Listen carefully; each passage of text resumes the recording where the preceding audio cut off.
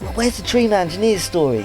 You know, who's told Kevin's story, Bingham's story? Who's told this story? And I'm just like, yeah, no one's told all those stories. It's like you could make a history lesson on like the birth of all the greatest innovations we have at our fingertips. Yeah. And then say, no, everyone needs to wear a tree moat. It's not going to work. No, it's not going to work. No. Everyone's individual. We know the best setups. And it's not authentic either, is it? No, and everyone can see through that. It was controversial. Yeah.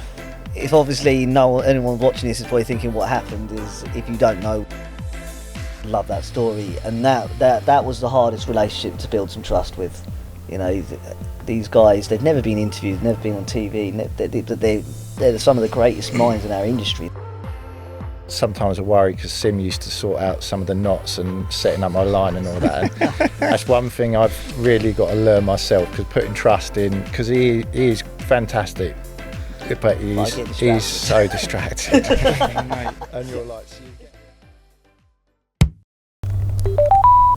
hello.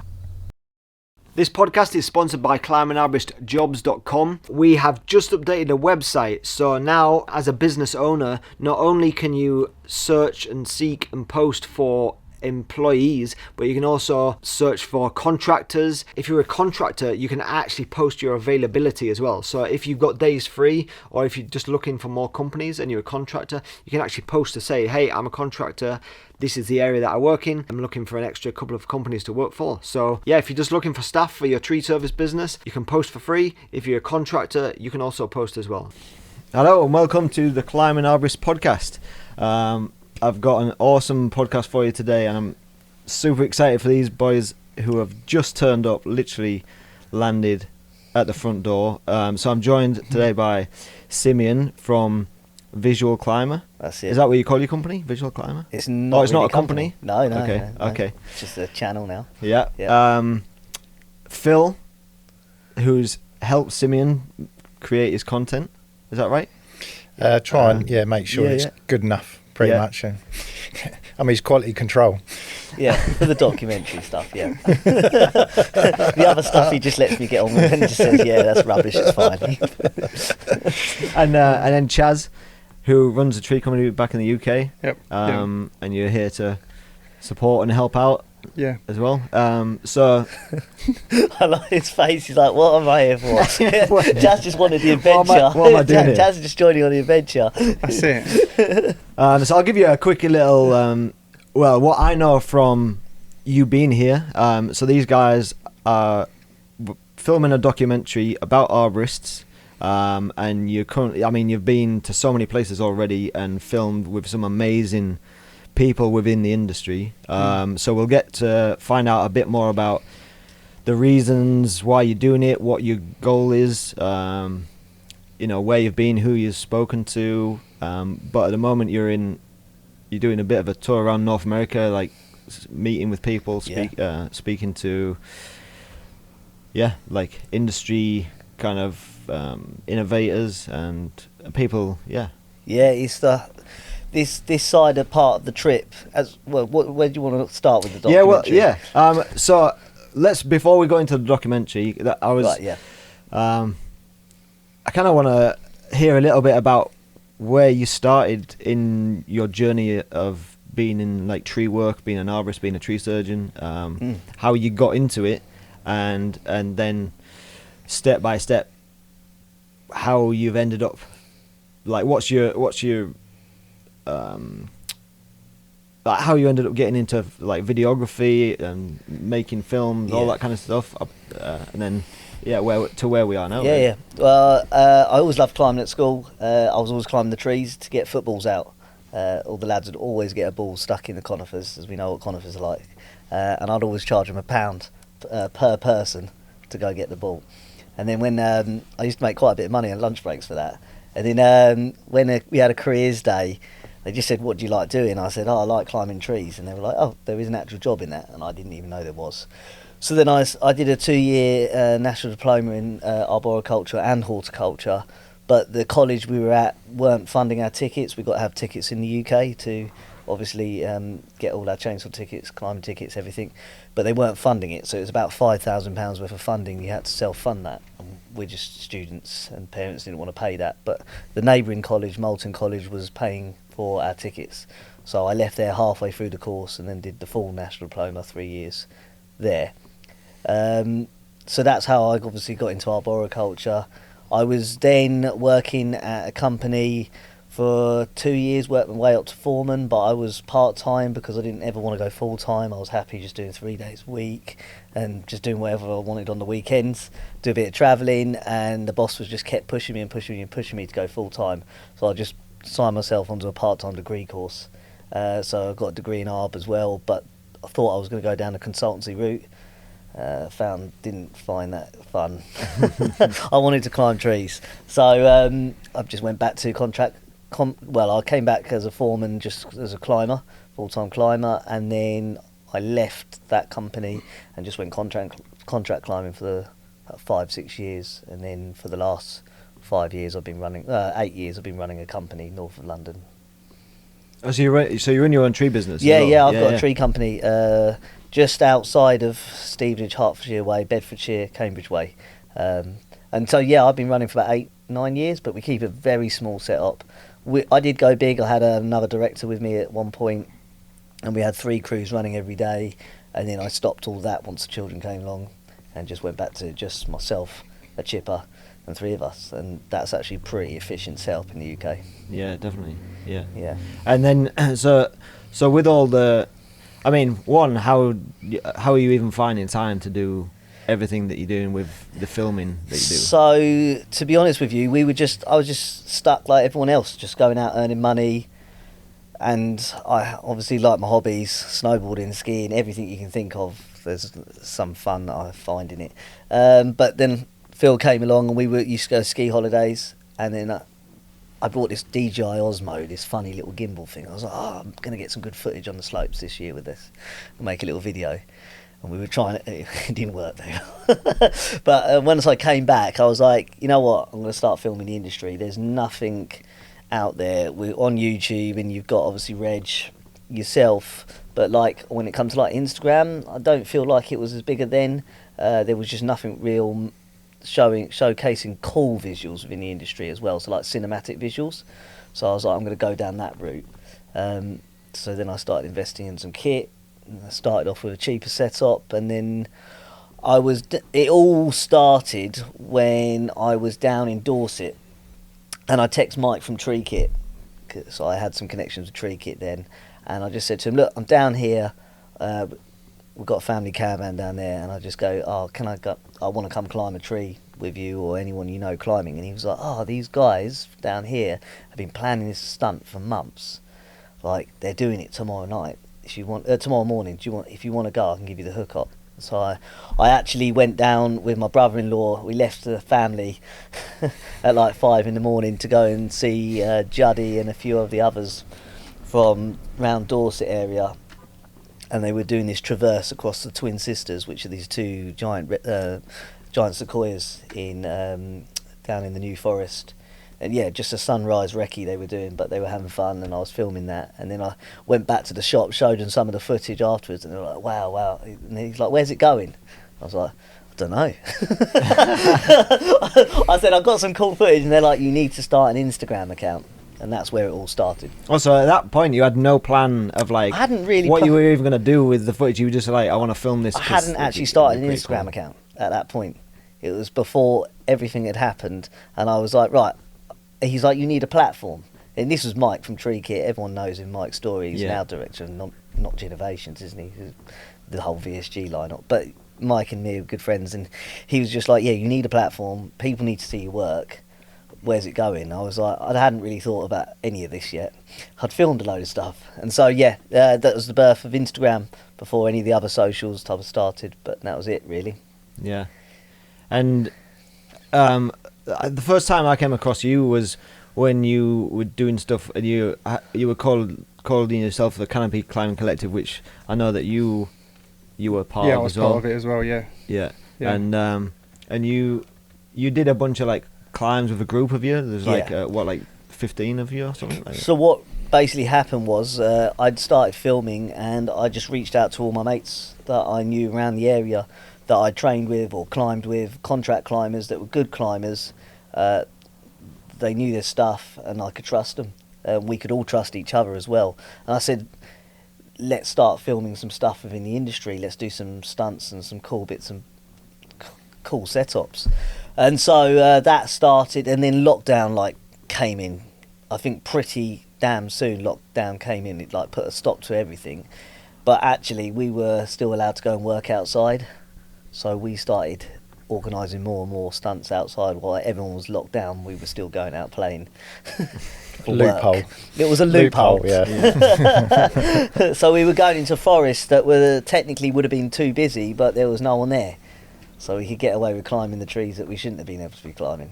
Yeah. And it was good fun. It was a good few years, yeah, definitely. And then we had different ones like Jazz and Tommy joined the group, and it was it was a really good group. Yeah. It was And awesome. how did you all get to know each other in the first place, or was it just through social media that you kind of got all connected and that? You see, like you say, it was your friends to start with, isn't Yeah, it? And my friends. We worked together. Yeah. We done it. The first video we was mucking around was on one of your customers' houses, wasn't it? Yeah. And we was just in their garden mucking around with some smoke grenades and. Yeah, this is beautiful. This is beautiful. Smoke grenades. It's this beautiful Victorian Yeah. estate, and I'm just I brought some smoke grenades, guys. Let's jump out. This is one thing you'll learn about Simeon when he's doing stuff. He's got all these plans and ideas, and he says yeah, this would be cool, this would be great, yeah, okay. And then it's everybody else is right, okay, how can we make it happen? Yeah. But yeah, I mean, I don't know how many stunts we'd done and mucked around in before. We'd done the Tommy and Twin that come on. Sisters, and then it was the first zip line. Yeah, the first zip line with Tensile, wasn't it? Yeah. Yeah. That was cool. But then you that met me through Instagram first. Yeah, and I just said to some of the guys in the group, let's have a few more people join us. Let's bring different people to it. And then that was why I reached out to a few of you, didn't I? Say, look, we're doing this stuff. This is the next thing that's going on. Do you want to join us? Yeah, because only me and Tommy really, as known as the London boys, that have then joined your group. Lee came for the day. Yeah. They had to run back because his yard was being broken into that No evening. way. Yeah. Typical Typical UK. Yeah. Yeah, you have to watch your tools there. Oh dear. Yeah, we've learnt that coming out here, just talking to people, just leave things open, don't lock them, keys lying around.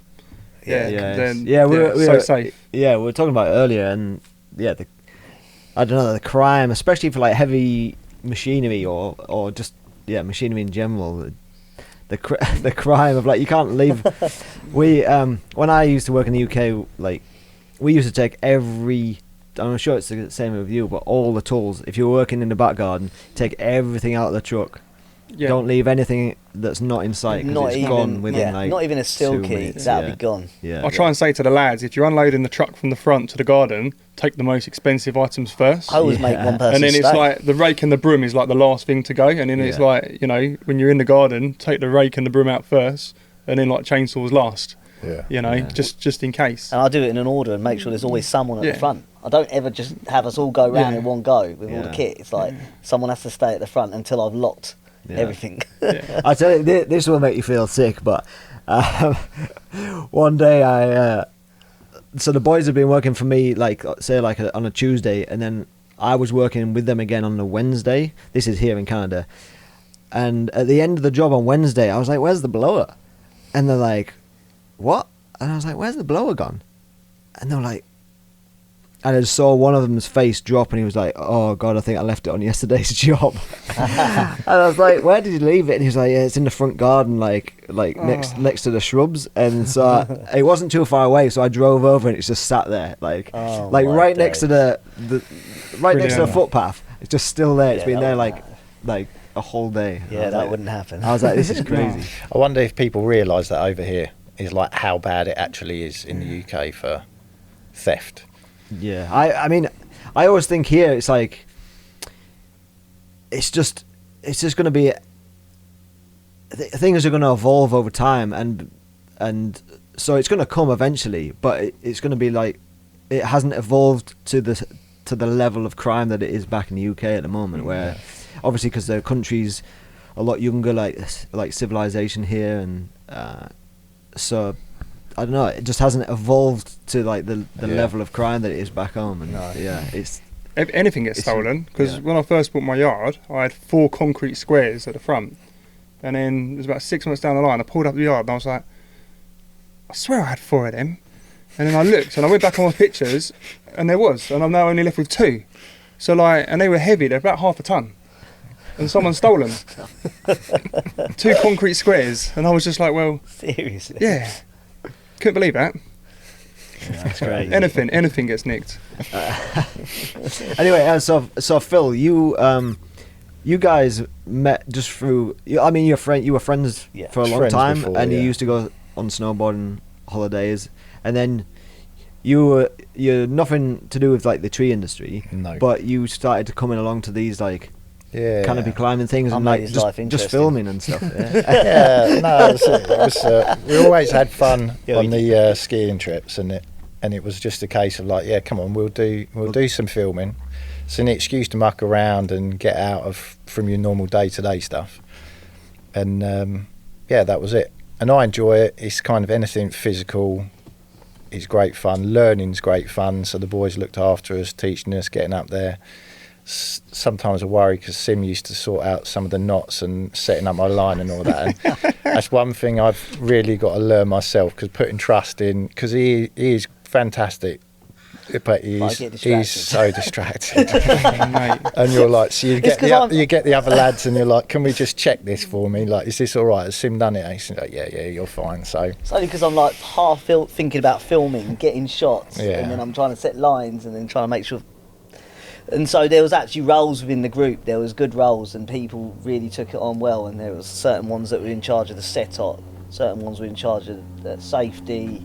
it was a good, like you Yeah. say, everybody looked after each other, was trying to make sure everything was good. Yeah, And then we was just thinking about, okay, what can we do to make it look cool and show off the group dynamic, and the fun of it, because that's what it was. It was just a bunch of lads just going out, having a laugh, getting away from reality for a short period of time 100%. and enjoying themselves. So Yeah. And so did they, like, they obviously got you up in the trees and taught you to climb and stuff to an extent. yeah, Yeah, to an yeah, extent. yeah. Once the line's in and set, I've got to work out on my knots, and I'm all right when I'm doing it straight away, but when it's not a day-to-day thing, you just forget it, and you like have to go over it again. But yeah, climbing the tree, doing all that kind of stuff. They had us on the zip line in it, like say across Bow Brick Hill, which was a cool one. The only one I didn't do was a swing. I don't know whether I kind of had the nerve for the that. balls for doing that one, but pretty much everything they've done, I managed to get up there and just enjoy. Again, it's just going back a few years and being a bit of a kid again and just mucking around and having some fun with different kit from what I'm used to. So Yeah. You've been high as well. You've over 250 foot now, nearly 300 foot. yeah. Oh yeah, you're in the 250 foot club, Yeah. mate. I reckon I'm There's not many probably people that's in that There's not many window cleaners that are like giant redwoods, So yeah, going on to that, like you boys a couple of years ago. No comment on that one. Okay. No, I'm only joking. Touchy subject. Oh dear. We wanted to climb stuff out here, so Big Lonely Doug was like, okay, yeah, no, we'll do that, and we're trying to be a little bit more careful of how everybody views stuff, and we have different opinions, and a lot of things are either two extremes in it. And it wasn't until we was on the ferry over chatting to them boys, and they was like, yeah, you can go Bumped wreck into 3 climb that, arborists on the no ferry. worries. And we're thinking, oh man, I didn't want to climb it. I was like, no, I don't want to do anything controversial. He thought it was Yeah. protected, so he's like, well, we'll just leave Is it it? for now. Mm. But You apparently climbed it's it? not. It's not Yeah, protected. well, it's in a logging. Like like the logging companies will buy sections of woodland and be like, that's I'm buying this section to log it and whatever. So it's just within a forest that's not protected, and the only reason that the one tree got left is, well, there's a few.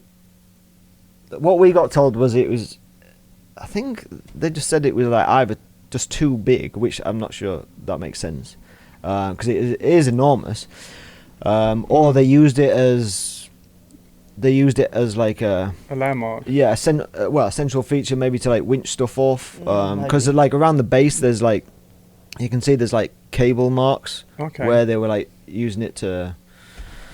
To get hold of those Yeah, loggers that actually log those. Yeah, Yeah. to turf stuff away. So what's those machines when they got the pole, they put the skyline up? yeah, 'Cause sometimes they used to then Yarder. tie those, Yeah, yarder, that's yarder it. They machine, tie the yeah. yarders to the back of the trees, didn't they, to help support it? yeah, yeah. So there is a book that a guy wrote about Lonely Doug after we climbed it, and he was a forester, and it seems like he had the intel about what happened, but Right, interesting. But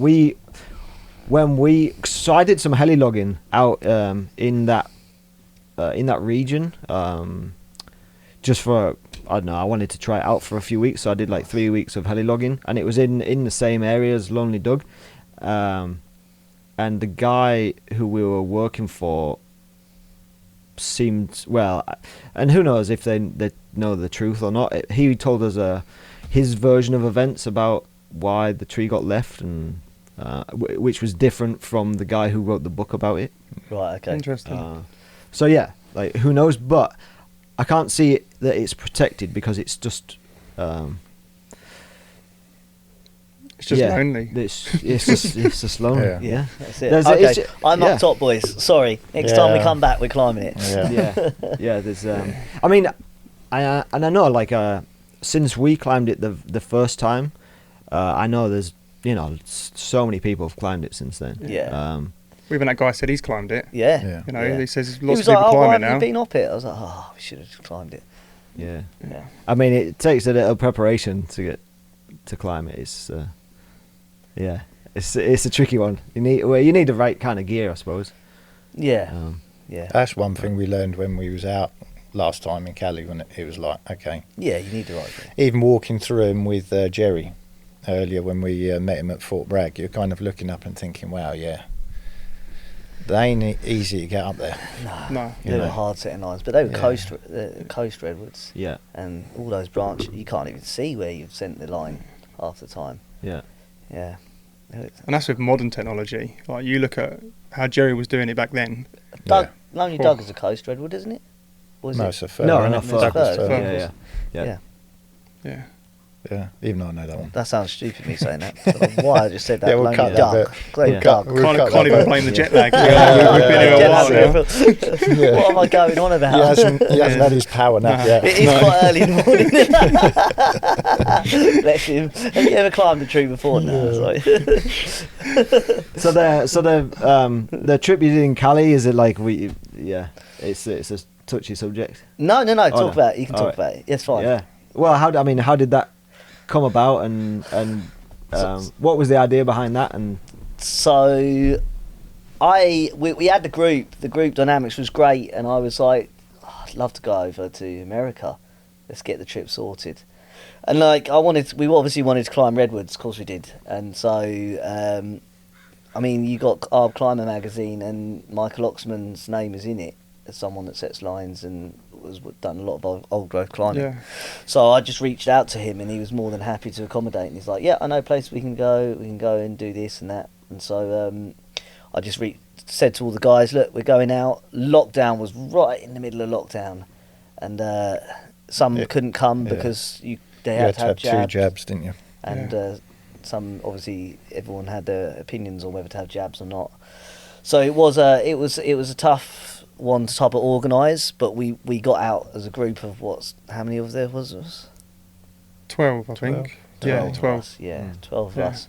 And yeah, we had a week here climbing old growth, and it was fun, Spectacular, isn't it? spectacular. I think most days we were over 250 foot, Yeah, and it was just like every day, just climbing, like Wicked. literally every day. it did feel like work. Yeah. We were absolutely wrecked every day. Yeah, But we wanted to obviously climb these trees, experience these trees, and yeah, it was fun. It was really fun. But we had a few secret missions as well Yeah.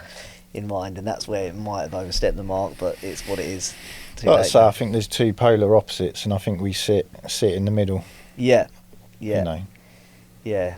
But all in all, it was an amazing experience. One that you can't take away from it. yeah, But I did. It The was thing is, controversial. if obviously anyone watching this is probably thinking what happened is, if you don't know, we climbed Hyperion. But it's also the Yeah. controversy comes from the general public who haven't got a clue on what you're doing, how you're climbing, the skill that these guys have all got, and just think you're just going in there recklessly damaging trees. Yeah. You know, and I know you've got the scientific community that don't want you in there and everything like that, but it's like, it's just a different appreciation. You go to the Redwoods, the state parks, people walk around them and love what they're seeing. That's the whole reason they're there. It's just a case of taking up to 180, 300 foot. The vista's even different, and the feeling of it's immense. So it's kind of like, Trees are different to different people. Some people want to hug them, some people want to sit underneath them, some people want to climb them. It's going back to recreational climbing. Yeah. It's not really a thing, is it? You know, you've got lots of mountain rock climbing. That's a huge industry, but doing what we do as recce climbing on trees, then you've got, you know, in Cali they've got some of the most beautiful trees in the world. I mean, when we was walking through the forest, I mean, it took us ages because we're too busy touching the trees, hugging the trees. It was just magical. Yeah. You know, we're like bouncing ideas off of each other, and it's stunning. It's absolutely, you know. Yeah, every tree. I imagine down there, every tree you walk past, you're just like in awe of like, oh my god, look at this one, and then you turn around again and you're like, oh my god, look at this one. I'm driving, and seeing the, you know, all the fire damage that you had in certain sections, and seeing how the tree survived, and like everything about it does blow your mind. Yeah, it blows your mind. It's like the Avenue of the Giants. Yeah, stunning. Just drive. It's hard to drive. It's very hard to drive and concentrate. Yeah. There was many times where I pulled over to just stop for a minute. Everyone gets out the car, like you stand in the middle of the road because there's no other cars coming, and you're just like, wow. Yeah, and then the thought of us having to climb them as well, we were just thinking, how the heck are we going to get up these? So if it wasn't for Oxman...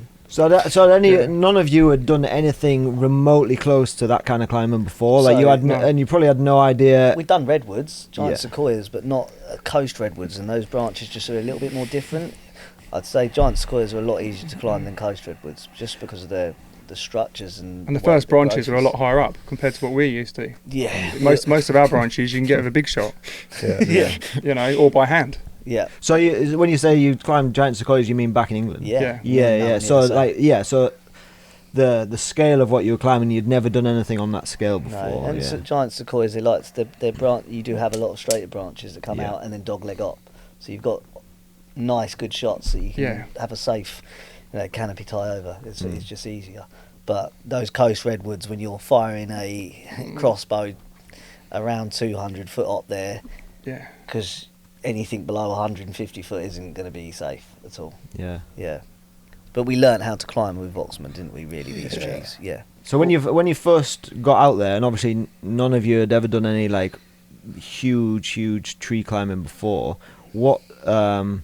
So I've done a few, and it is completely different. It's completely different from just your average tree climb, isn't it? So what did you have to learn, or what did you learn from Oxman Oxman your about rope and the weight of it? Yeah. That for me was like, wow, I've got, how many meters of rope below me, and I'm having to deal with this drag, and my device would not hold if I didn't somehow take that drag away.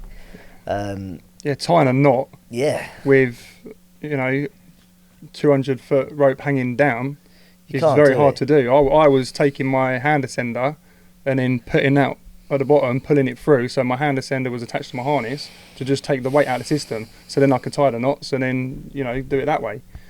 But you don't realise, because some of the lads, they were climbing the trees and going, mate, can you get off the line? And we're like, there's no one on the line. Like, no, someone's on the bottom of the line. We're like, no, that's just gravity. Yeah, you don't realise it. Yeah. And what about getting a line in the tree in the first place? Were you using like crossbows with a fishing line? Yeah. And then that was Oxman, innit? I mean, if it wasn't for that, I don't think we would have done anywhere near as much climbing. We wouldn't have done as much climbing. We'd had to target certain specimens that actually allowed us to be able to send a line in lower. There obviously were, if you venture into these woods off the path, you will find trees that you can get into from just hand throwing in. But you're going to have to pick the specific ones that actually have that branch structure that allows that.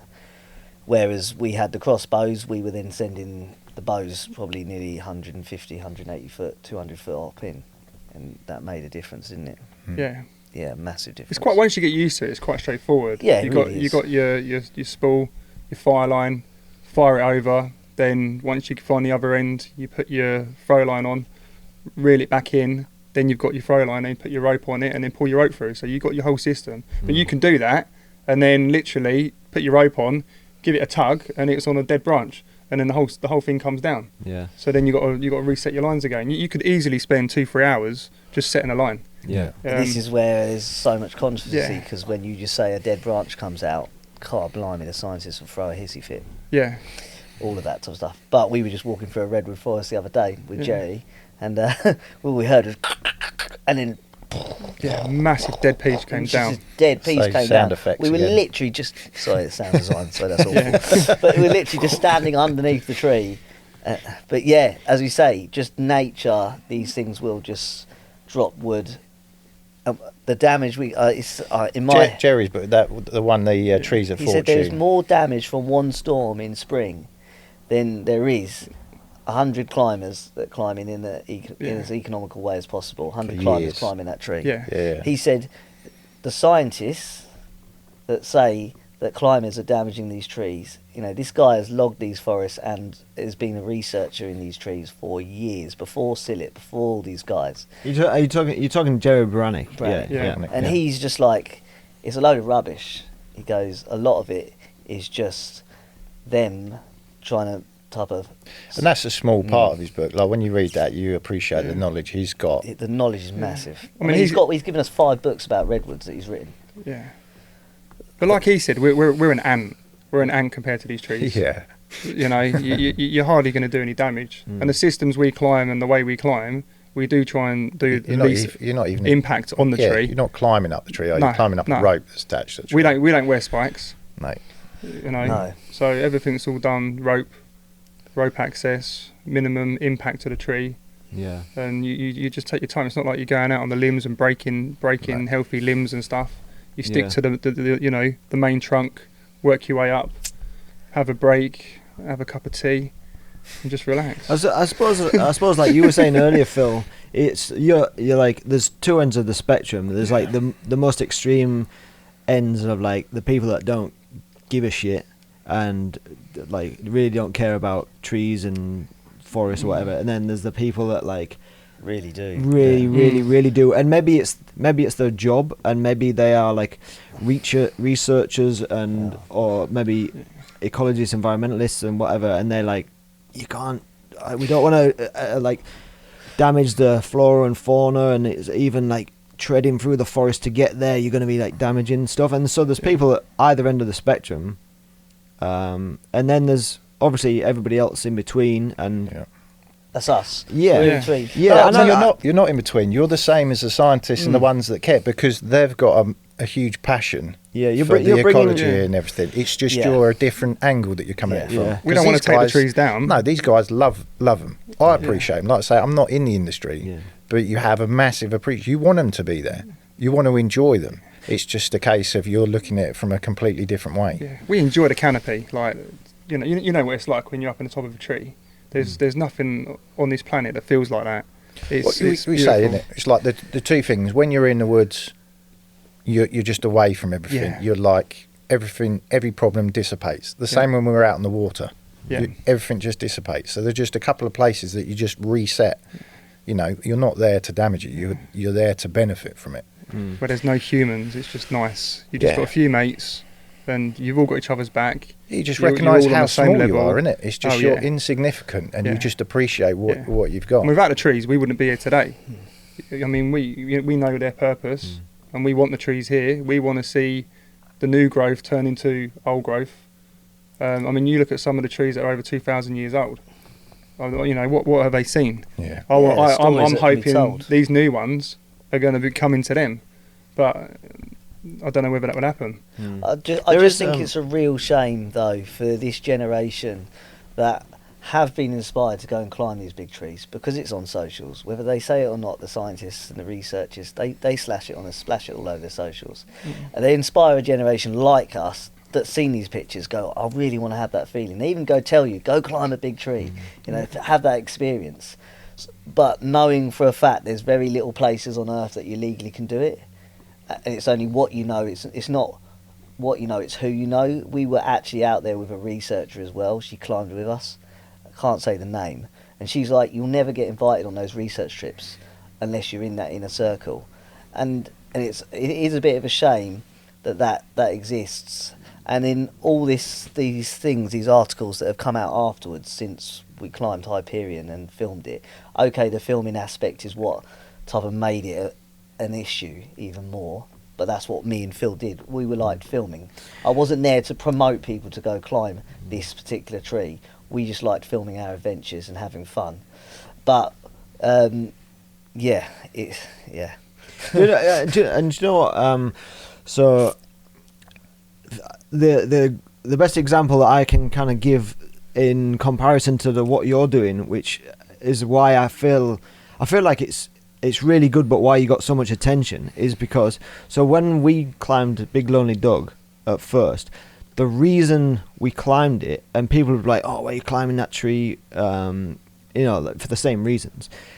Because our friend TJ, he was like, he's a photographer, and he's part of the Ancient Forest Alliance, and so they're about protecting like forest and old growth, because there's a very little old growth here left in BC. And his idea was, if we can, he came across Big Lonely Doug after it had just been like clear cut, like the land, and he was like, can we all go and climb it, and then he'll get pictures of us climbing it, and he climbed it and then got pictures from in the canopy down, and he managed to get all those images, like absolutely incredible images, into like the Globe and Mail newspaper in Canada, which is like nationwide.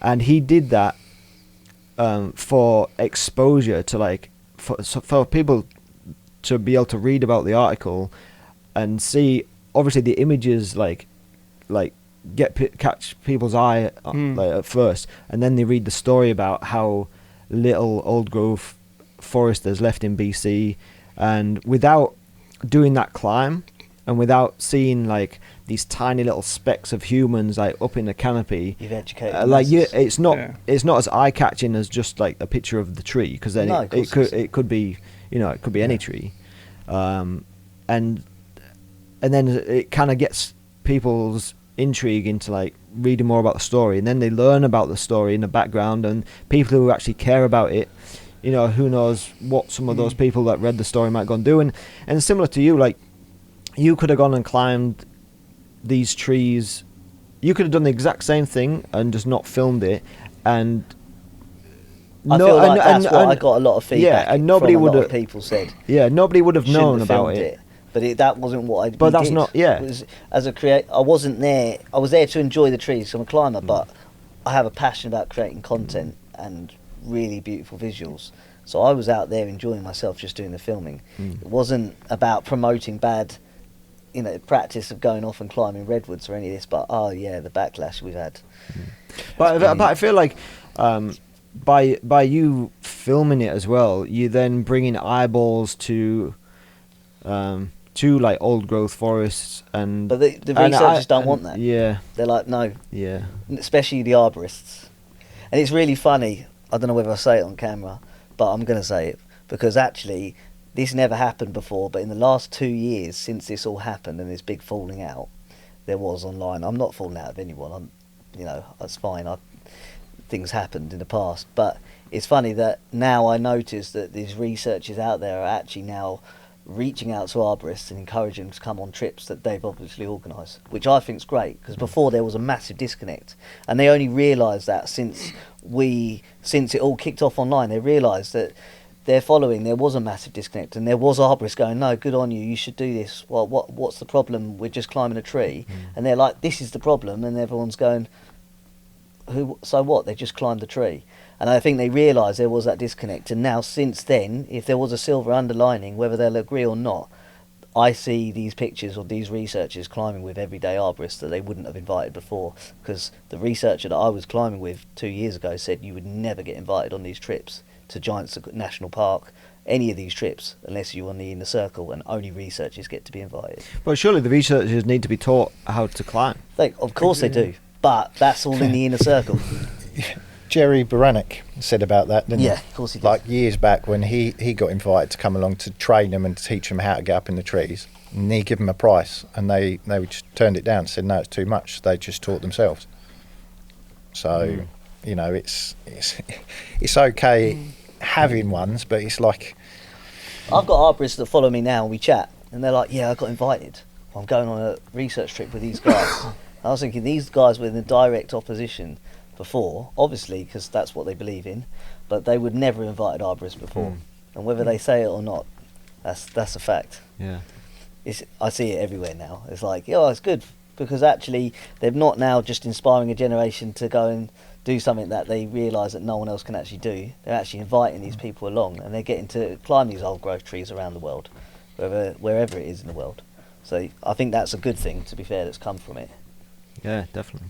And these scientists have used the power of social media and platforms to their own benefit as well. There was the Red Bull challenge where the guy hand climbed the redwood, didn't it?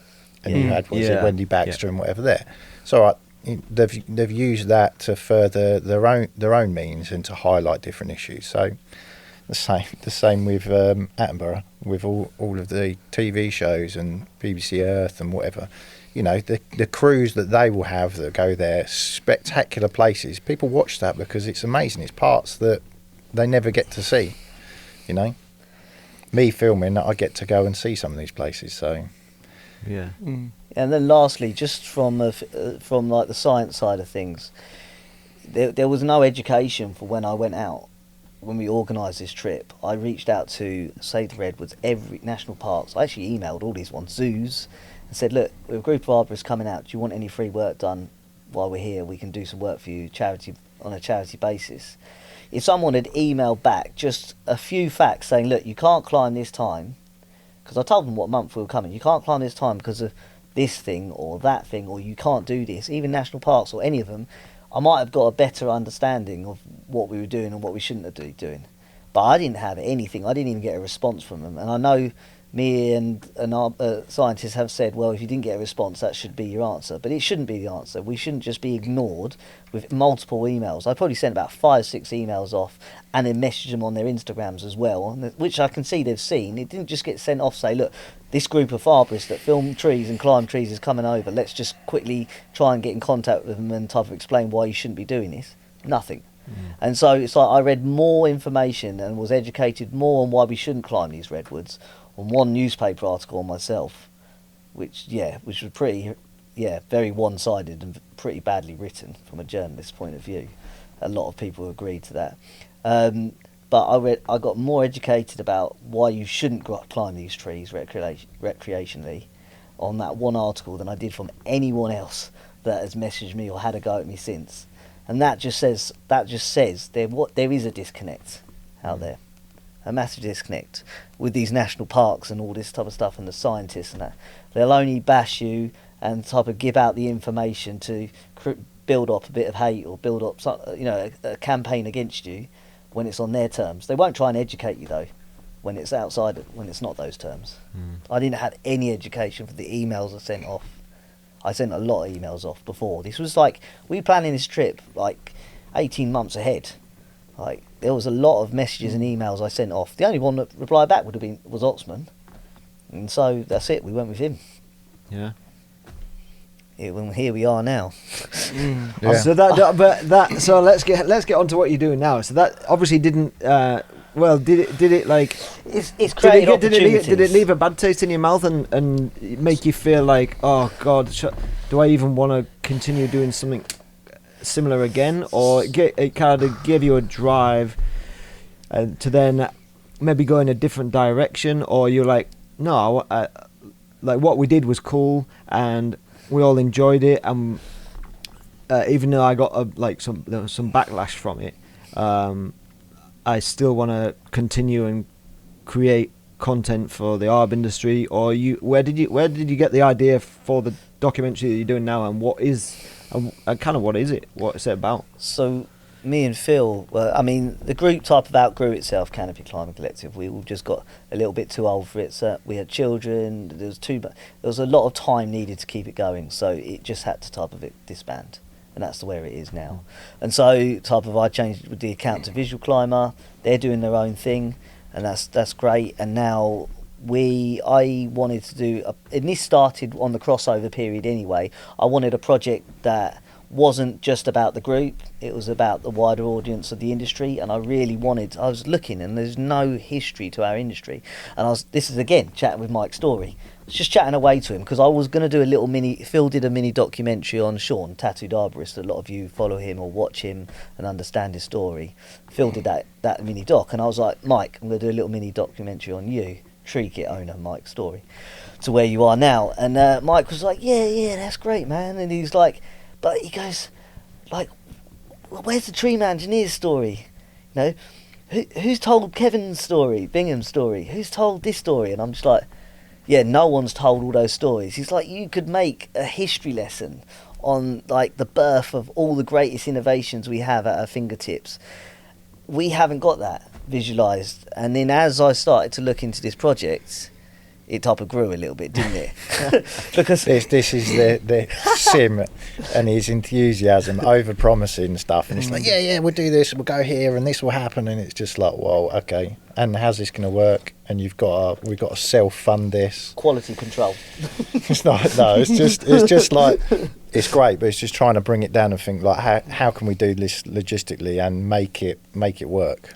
But I mean, it has just branched off into so many different areas, isn't it? Yeah, because what I realised is when I started, so obviously what we did in California, people were a bit apprehensive. There were individuals that were a bit like, look, we didn't agree with what you did, but this is a good project and we want this to work. So we're going to trust you.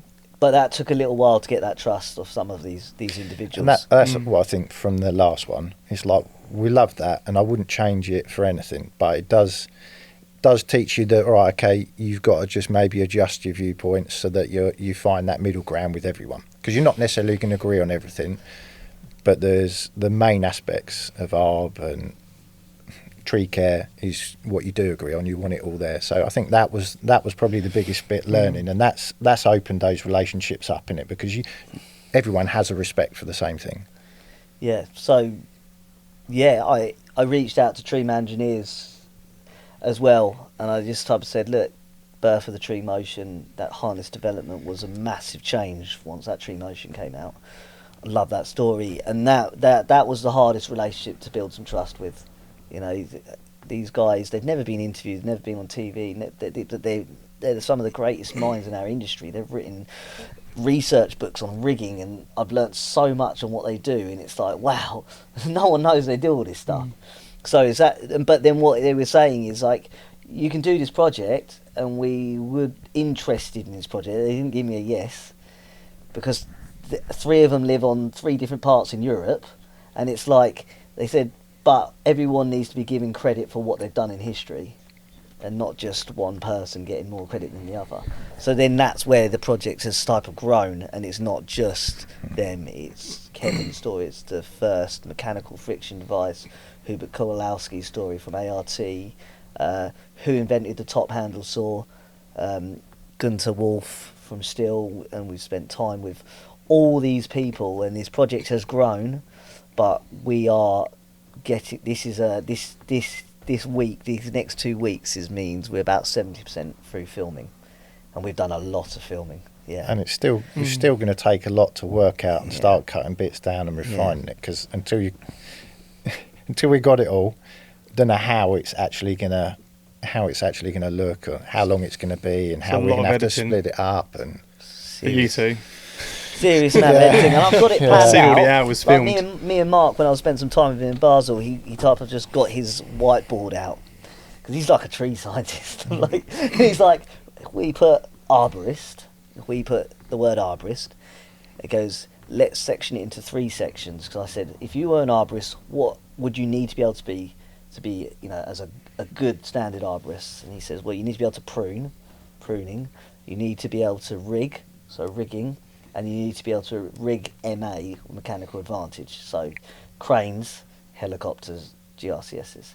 So he goes, those 3 disciplines within arboriculture, coming under work positioning as well, all 3 of them, would mean you're a pretty damn good arborist. He goes, So then I was like, we're going to take 3 work sites that cover those 3 sites. So pruning, rigging, and rigging with cranes or helicopters. So I need to film 3 major work sites where I follow a climber from making a coffee and loading their kit up in the morning to unloading at the end of the day. Then I need to interview them, and that interview will enter subjects. Like, so if we're talking about pruning in the UK, we're talking about spready deciduous canopies, and so we're climbing SRT. So that's going to bring in the subject SRT. Where did that come from? Who started seeing it first? When did it enter competition climbing? And then that can go into a competition climbing section with it highlighting ITCC and all of this type of stuff that's going on around the world, the various comps. And then Kevin's story will come in, and then pruning, under pruning you've got pruning saws. Where did the first Arborist top handle saw? And then we can delve into the world of steel, where we spoke to Gunter Wolf and had his whole story on when Mr. Still asked him to make the first Arborist top handle saw. All of this stuff is like, that's one section. Then you've got another section, and it's like rigging. So we're going back to DMM, ISC, what happened before, you know, who were the guys behind DMM and ISC, so Denny Morehouse, and then the birth of the Treem engineers and like type of their relationship with DMM and the products that have come out of DMM and John Lloyd and, you know, his invention of the Keanu. So that's in rigging. And then you've got crane work and trees and helicopters. And where do you learn for crane work and trees? I know in the UK we've got no training for crane work and trees, so we're going to touch on Mark Chisholm and what he's doing out in America, and, you know, his training behind crane work and trees and tree care. And then Jesse Coleman's going to talk about helicopters and trees, using the Black Hawk helicopter on that big project and maybe some other projects coming up. So there's like all of these 3 major work sites are going to introduce experts within that field that have made a difference within our industry, or is pushing the boundaries within the industry under that certain discipline. So a lot of editing, a lot of spot. That mate, So that's- honestly, that sounds like it sounds insane, like incredible. But how you boys will even how are you gonna undertake that Quality and, control. That is crazy.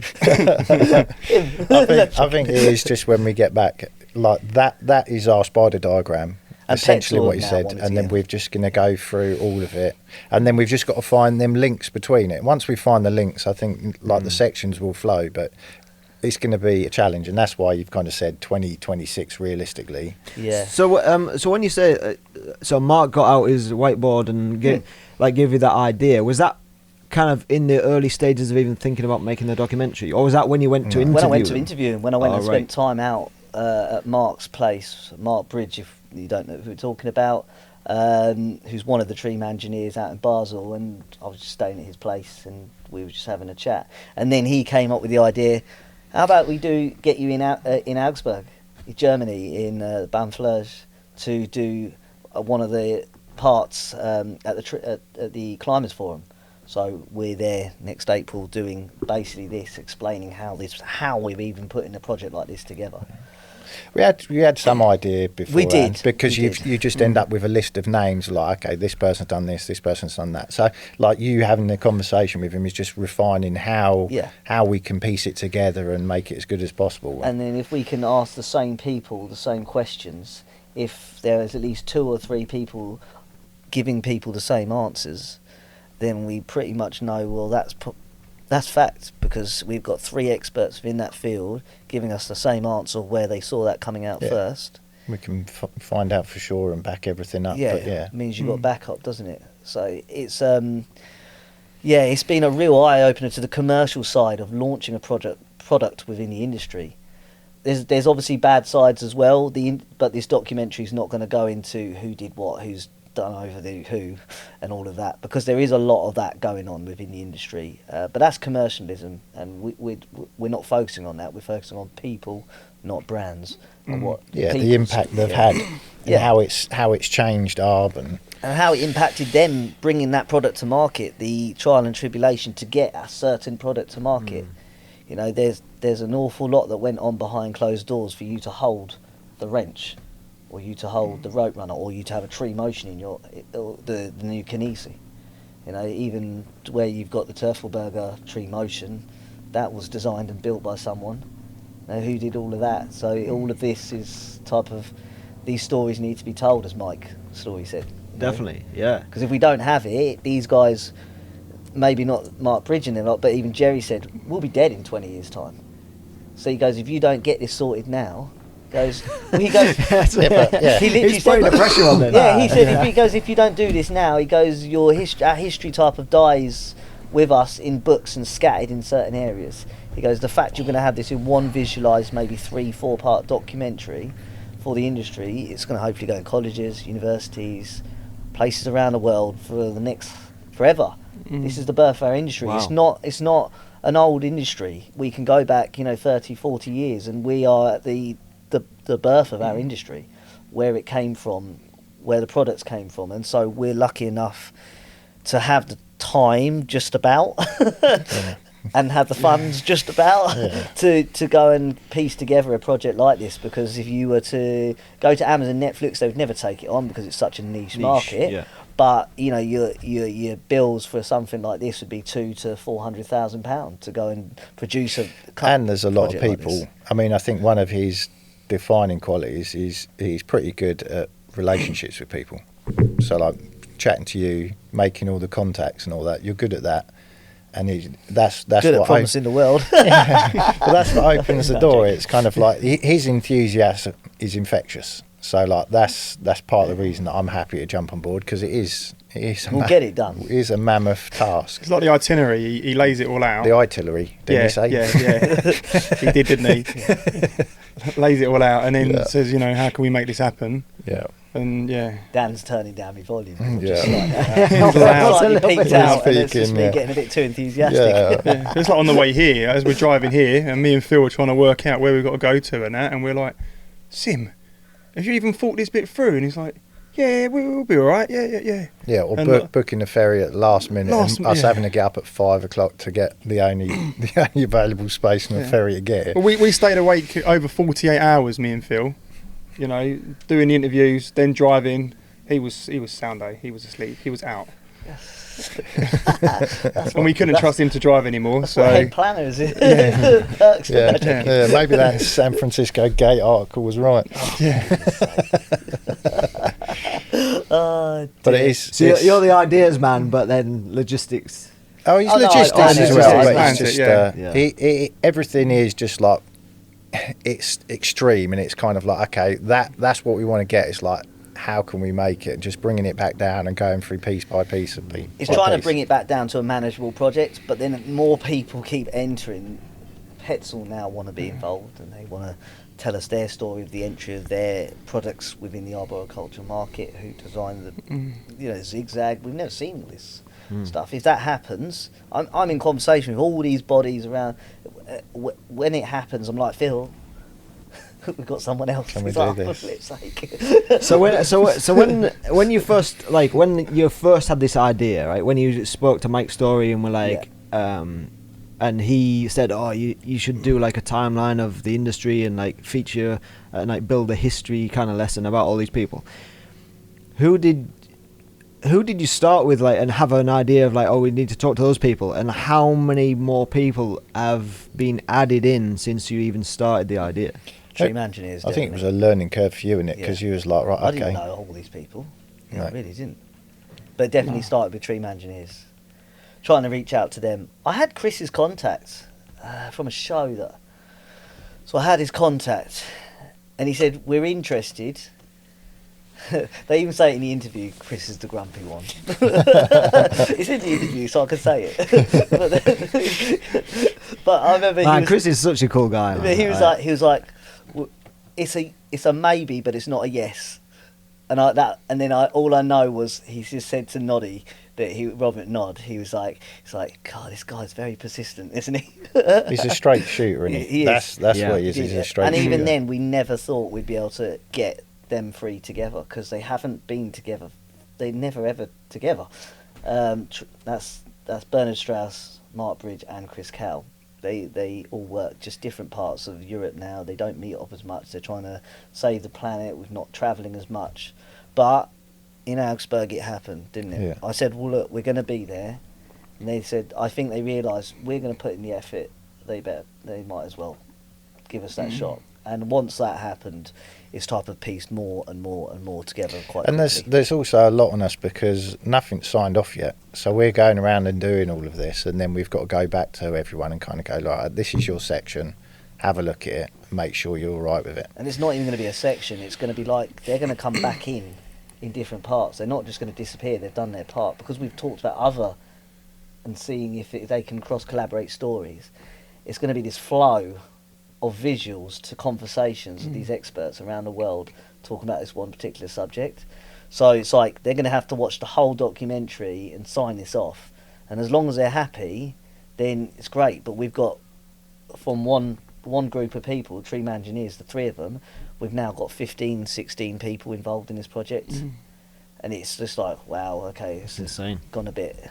Yeah. So are you literally funding it yourself at the moment, or have you got people who kind of are backing you for it? No, it's self-funded. Self-funded. I mean, some would believe the Canopy Climbing Collective Fund paid for it, but it's self-funded out of our own pockets.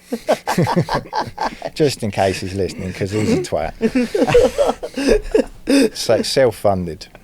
That is self-funded. crazy. That's crazy. That's self-funded. I really wanted to ask you this question because I was like, you have got to have signed some kind of deal somewhere to be flying out and interviewing all these people. Guaranteed. This is the thing. You would have, as I said, you would need to have a base start of about 30,000 to get off and start this project. But it's like, I'm in the industry, I've got my own company, it's pretty profitable for just a one-man crew, and I've got the mean house to put this project together along with the filming and editing skills and mates that are happy just about take time off to help me and enjoy me on this journey. It's the times the hardest. Proper passion project. Time. We might get paid a little bit at the end of it, but nothing's guaranteed. Nothing's guaranteed, but I'm happy for it to be a damn good project for the industry and for everyone to be educated from what they have in their fingertips, where it come from. Even who created a three-way locking carabiner, that story might be in there. It is, when you sit down and look at it, obviously you've got to have a chat with your families, because there's a cost to them with the time you're spent away doing it, the time it's going to be edited. You've got a contract written with your wife, haven't you? Yep. Yeah, see? Yeah. That's the only contract that's written. He's had to book some holidays to do this. Oh, yeah. All my mates know and me. he's having a third child. Yeah, that's it. But it is, everything is a huge cost, so you kind of got to evaluate why you're doing it, and you're doing it because you love it. Yeah. I love filming. I love the industry, although I'm not part of it, the people you get to meet. So it's kind of whatever happens out of it at the end, if we come up with a product that affects people or people enjoy, regardless of the money side of things, you're happy, because it's like it's a body of work for yourself. Hopefully. Josh from Coran said, Simeon, you can't do this forever. This was before he's now left Coran. It's now Peter Divry. But he was running Coran basically from France, Germany, and he said to me, Simeon, you can't do this forever for free. Filming the industry does it. You need to make some money at some point. And so if anything comes from this, there is probably sponsors. Every brand has been involved and said, oh, how much to sponsor it? And I said, we're not got that far. We'll deal with that at the time. We want to be happy with what we've got before anything. Yeah. And it might cost, £8 to watch it, or to buy it, or something like this at the end of it. We still don't know. But even Mark and these guys who have written books and then sold them on for years, it's like, no, something like this you can't just give out for free. It's like, people need to pay for that time and effort it has taken to put these together. Same with Jerry said that to me. He's written multiple books and that's his income for him to go off and do the next project. So if this did bring in enough, I'd be straight on to the next one. I've already planned the next 3 projects in my head. We need to get part. You need to focus on this one. Yeah. I've got the International Arborist, the Diaries of an Arborist. There's like so many. I want to travel the world and film the coolest arborists on the planet. People in India that are pushing, they're all of them. I get messages now on the Instagrams daily saying, come out here, come out to here. I'm like, I'm going to need to just focus on this project first, and then we will look to see if it's going to be, as I said, everything comes at a cost, and I'm having fun, so I'm enjoying it, but it does have a toll on your family and things like that. So it has to be weighed up. Yeah. I mean, this trip could have easily been a month. We've tried to do it in If 2 we'd have- weeks. yeah. And there's people that I would have liked to have seen, but we just haven't got the time. You know. And there's bits we've missed, like you say, like flying into San Fran, Yeah. going up to Fort Bragg, seeing Yeah. Jerry for a whole day, doing the interview, and then driving Yeah. 13 hours through the 800 night. plus miles just so it's full on. Yeah. You're trying to cram whatever different bits Yeah. in, but it's And just when you think you got a bit of break, he books a ferry at 6:30 in the morning. 5 a.m. There's start. no breaks. We're not on holiday. We're here working. no, Yeah. this is We had a official. holiday. If our wives are listening to this podcast, it's definitely not a holiday. It's Oh, definitely no, not. no. I can tell when they're FaceTiming us, like they're like, "You look knackered." I'm like, yeah, I am. Apart from me, because I sleep too much in the car. Got these two driving. But yeah, no, that's where we're at now. It's like it is a passion project, as Jesse said. Yeah, it's a passion project. You don't know anything. You probably might not get burst for what you've done. You just don't know. There's no But guarantee, is there? For me, I'm thinking if this was my last piece of media content I created for our industry, I'm happy with that, because this would be something I'm a big project that I'll be proud of by the time I put it together. And as I said, hopefully it will last forever, because kids these days, they don't want to read books. No one does. For some reason, there's a lot of information in these books, but we're just putting it in a visual. We're visualising that, and we all love watching these Netflix docs and these Amazon documentaries, and they look cool, and it's like, they inspire and they educate at the same time. It's like, well, we can do the same. We've got the same camera equipment that a lot of these bigger companies have. We've just got the smaller rigs to enable us to climb trees and film as well. So we've got the ability. Let's make it work. Yeah. Here we are. That's amazing.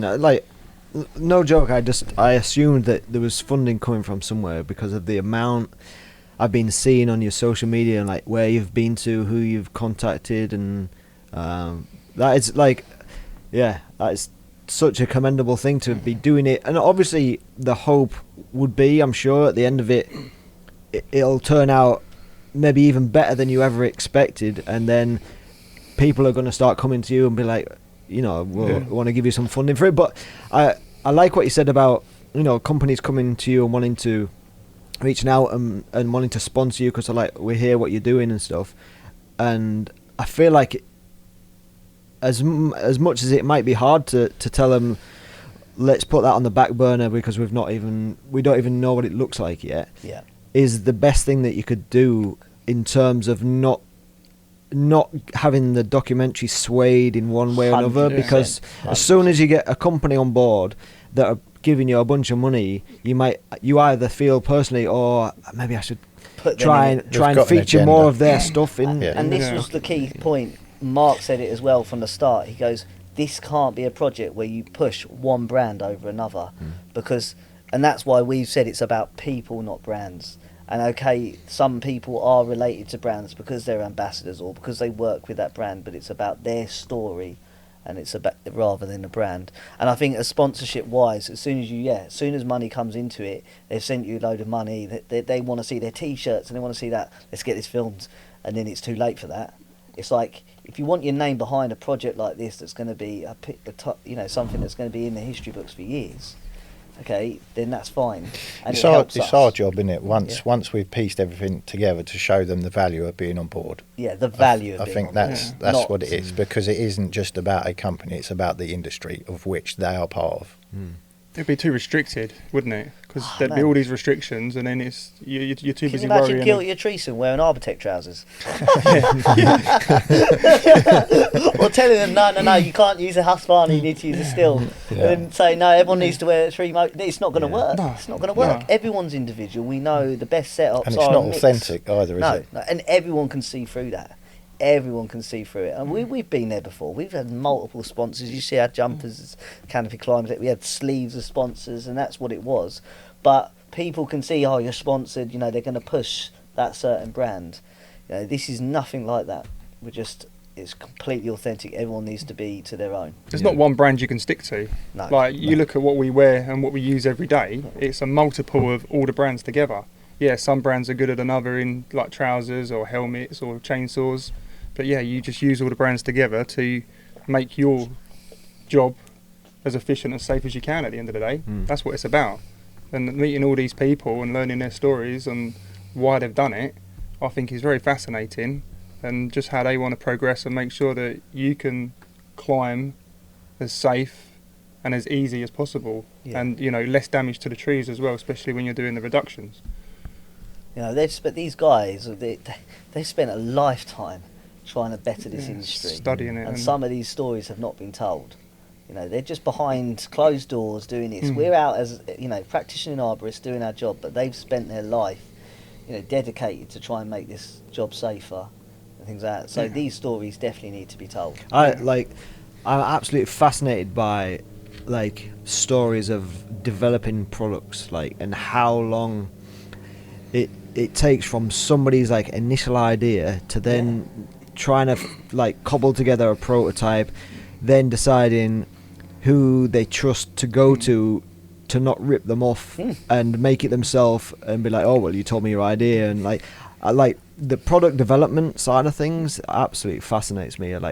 Wayne Ellis was good for a couple. Wayne was good. I have to keep a little bit off. Yeah. But Wayne was director of ISC from 2004 to 2019. He was there with Denny Morehouse, and he brought Kevin in. And he brought the wrench to market. But it's bits like that. The conversation was interesting because he was like, he never see anything in it to start with. It was other people that kept pushing him. What is this, a sex toy? I think that's the first thing he said when he saw the wrench. Wooden prototype.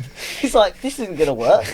And he said, the two guys in ISC at the time were pushing him for years, going, no, this can work. He's like, right, I'll give it a little bit more time. He said Denny and the other guys, they all had these brains. They're like, yeah, this. But it was Wayne's job to see if it was actually marketable and actually scalable. And he was like, But like you say, that stuff's interesting, isn't it? It's like...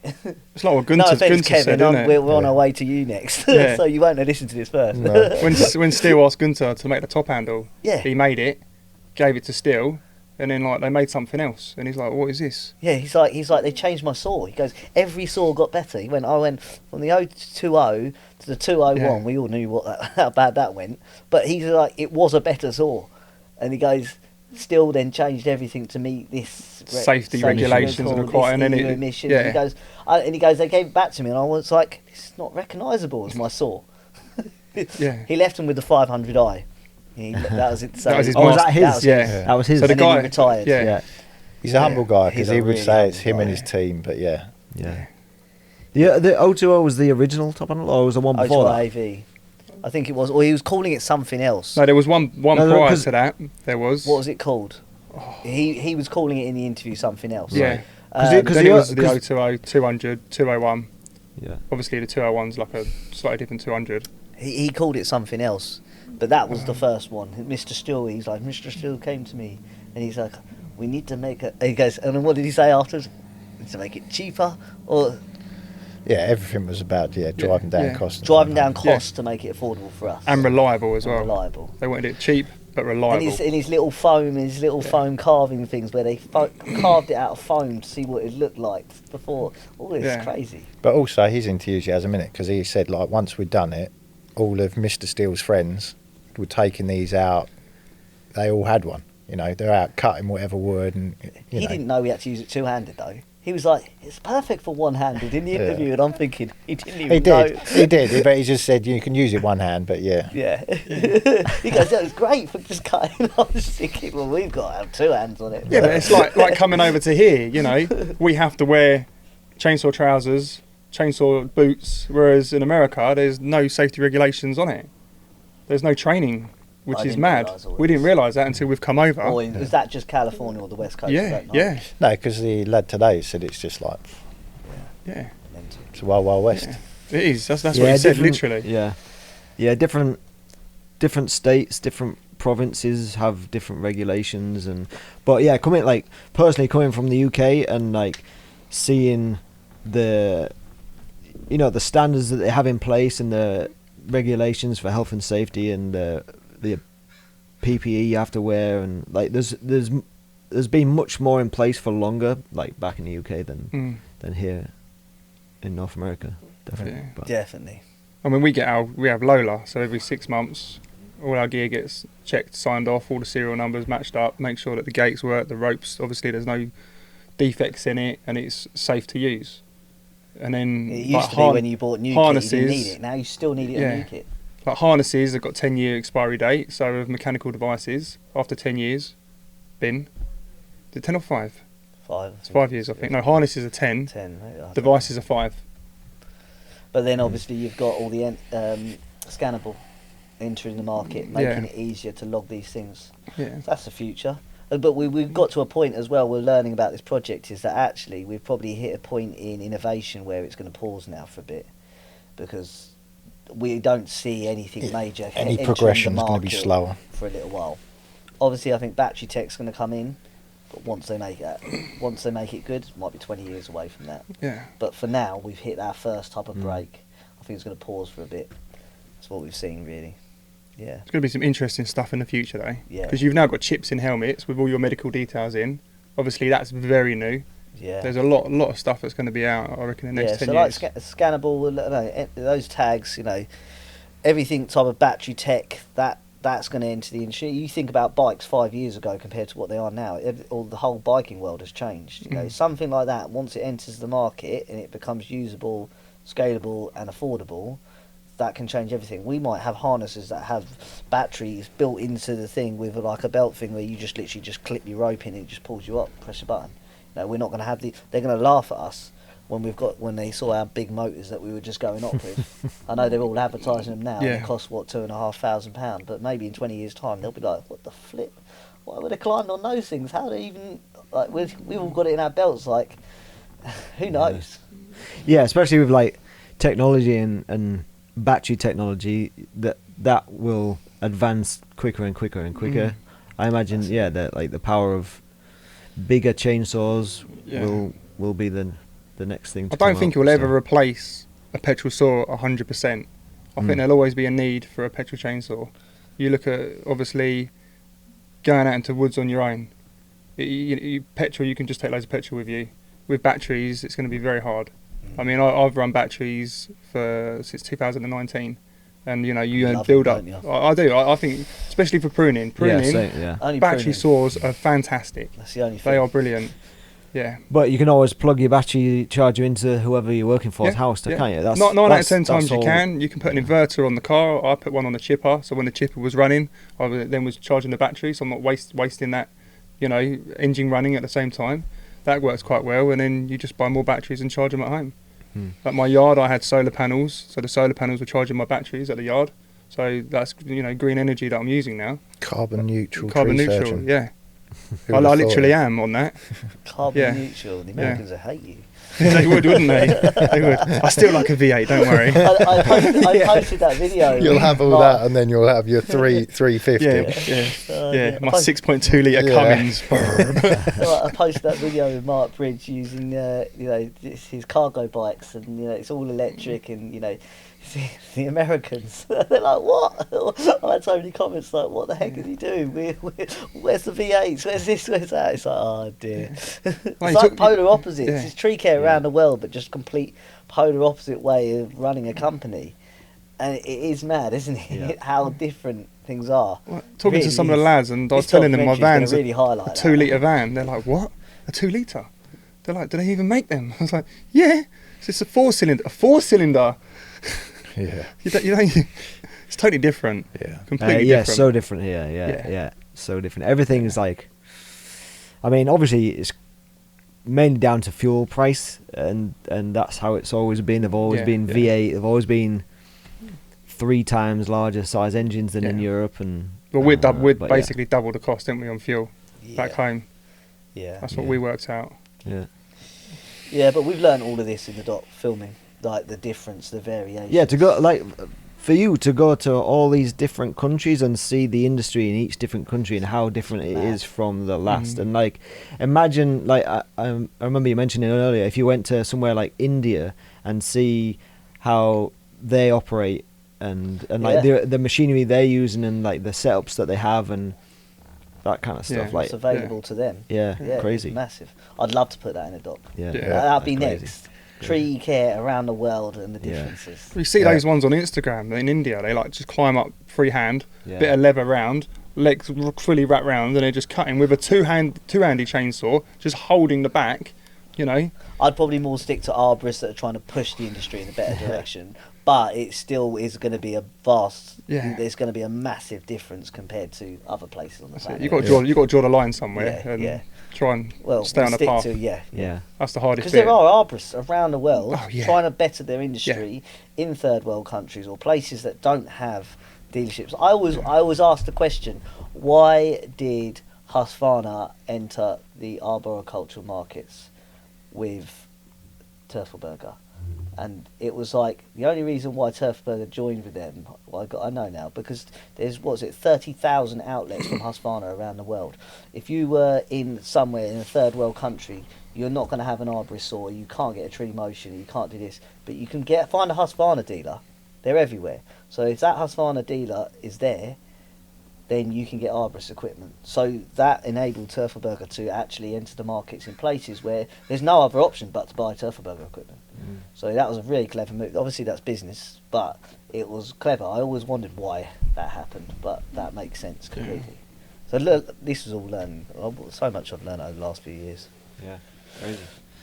All right, I reckon we'll wrap it up, shall we? Yeah.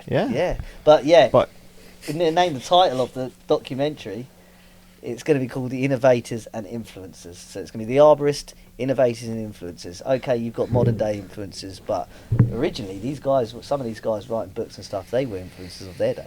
Yeah. Even though it was literature, they were old school influencers. Still today, even like a lot of people we've spoken to, they're like, I've got their books, I read them regularly. Yeah. So that'll be out 2026. It'll probably be launching. Sorry, I'm putting a date on it, Phil. No, yeah, I'm glad you didn't say the day and the month, you know, because it's like that's And just the hour. that just gives us until the end of 2026. That's just before Christmas But Day. Mark's been helped us out massively, and we're looking at maybe launching Augsburg, Germany, the tree care forums. I think they're. When you say launching, like just having a trailer that just kind of sums up. Oh no, the what trailers we've been this doing. year talking about launching the actual film. 2026, hiring a theatre there out you in go. Germany in the tree care forums. So that's the pressure. There you go. It's not pressure. There you go. Plenty of time. Something to keep you driven. Yeah, that's it. And when you like had enough at the editing desk, you're like, oh god, and then you're like, no, we've got to keep going. But that's it. In the middle of all of that, you've got to run your company. Yeah. Got to run a company. You're a father. Yeah, He's going to be a dad husband. again, so that's going to take time, isn't it? Yeah. it's not happening yet. Hope you keep up for. Got to decide whether you're going to go in for the snip or not. But yeah, no, that's hopefully that's our target date, 2026. I know it sounds like a long way away for anyone listening, but we're only just about 3/4 of the way filming. So by the end of this year and entering 2025, I'm hopefully got everything wrapped up and filmed. There might be the odd little trip to TCIA I want to do end of next year. I want to do ITCCs, but I think the ISA are going to be sending us over footage because we're doing stuff with them as well within the project. So hopefully everything will be filmed by the end of this year, and then we've got a whole year and a bit for editing. Yeah. That's a wrap. Nice. Nice. Well, I mean, I can't wait. They're like, just from everything you've said now, it's like, yeah, it's got me excited even, to look forward to. That's what he's good at. He's Yeah. enthusiastic. Yeah, He he's definitely very enthusiastic. Yeah, I like I it. always laugh because Love it. we've all got these products, but a lot of them don't know where they've come from Yeah. and who's done what. So Yeah. that's what it is. It's about these stories. Yes. And like you say, like, we all love watching Netflix documentaries, like on an evening watching, We love it. whether it be murder, whether it be about somebody's career as a sportsman. Like we you just got- everybody loves the behind the scenes stuff, don't they? And like where ideas came from, and like, yeah, You've got dual love it. cameras, you've got lighting, you've got like shadows on one side of the face, you're capturing the eye tint on the other, you're getting emotion. flares. Sound design. He No, loves not it- he flares. loves his flares, No yeah. more flares. No more smoke grenades. No more smoke Love grenades. the sun flares. Like, oh yeah, Phil, come on, we're just there. Yeah, no, I do that like sun angle. flares. Or crashing drones. Yeah, or crashing drones. Crashing Yeah. drones as well. We've That lost a was- few. Yeah, I've crashed a couple of drones. It's actually, pushing to get the best shots, that's it. Yeah. Yeah, definitely. Yeah. Or having a narcoleptic session and just falling asleep at the controls. Yeah. Just forgetting where it is and just. They're talking about the other day. I was, I thought I'd landed the drone, but I hadn't, and I was going, Phil, look at this shot. I just got a really cool shot, and all here, and Randy from Randy is the was man. going, I'm just like, oh dear. I think I hadn't landed Just the watching drone. the drone just bounce off all the branches and just hit the Yeah. ground. Oh dear. Brilliant. Yeah, Yeah. quality. Wicked. Thanks for Well, having us. I Thanks for having appreciate. us. Yeah, I appreciate you sitting down and like telling your story and explaining what you're doing, because like, yeah, phenomenal. And for like other people in the industry to hear about what you're doing, and for them to look forward to, and just to be able to follow you on Instagram and see, Yeah. see how it progresses. Really, Follow and, it like, along. Yeah.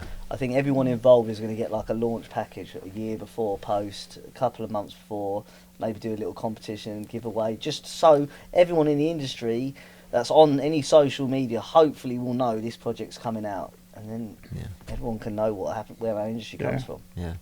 Awesome, guys. Well, on behalf of everybody, we appreciate it. Appreciate being I've here. been having Cheers. fun doing it though. So Awesome. that's great. But Nice not one. too much Cheers. fun because it's work, it's not holiday. No, okay. Yeah, no. Yeah, I remember that.